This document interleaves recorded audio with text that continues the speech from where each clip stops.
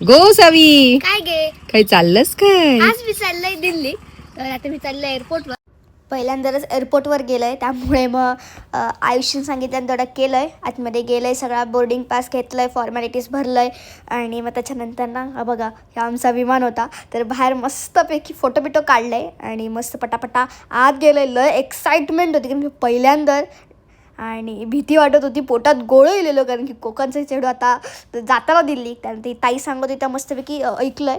त्याच्यानंतर हळूहळू असं वर जात होतो, टेक ऑफ घेत होती. त्यामुळे एवढी भीती वाटली माका, म्हणजे काय सांगू तुमका. त्याच्यानंतर काही वेळानंतर मस्त असा गोवा दिसला. मग एन्जॉय करत करत बघितलं आहे. या बघा, त्याच्यानंतर ना कसा बघा ढग आणि थोडंसं खालं आहे स्निकर वगैरे.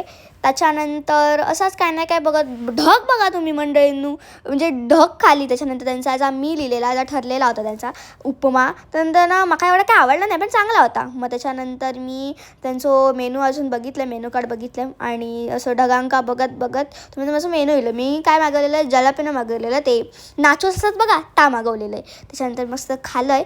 त्यांना काय माझा पोट भरला नाही. मग जरासा माधवसोबत खेळलं आहे आणि मग अजून भूक लागलेली आणि माका ना या बघून ना आपल्या तनुष्यच आठवण येली.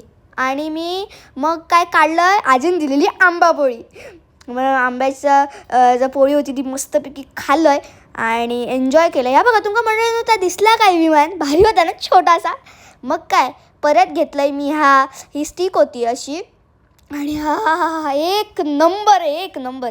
माझे ना कान पूर्ण गच्च झाले. त्यामुळे औषध सांगितल्यांना तेवढा करत होतं आहे, पण काही सुटले नाही. मग त्याच्यानंतर काही अर्धा एक तासांत माझे कान जरा सुटले.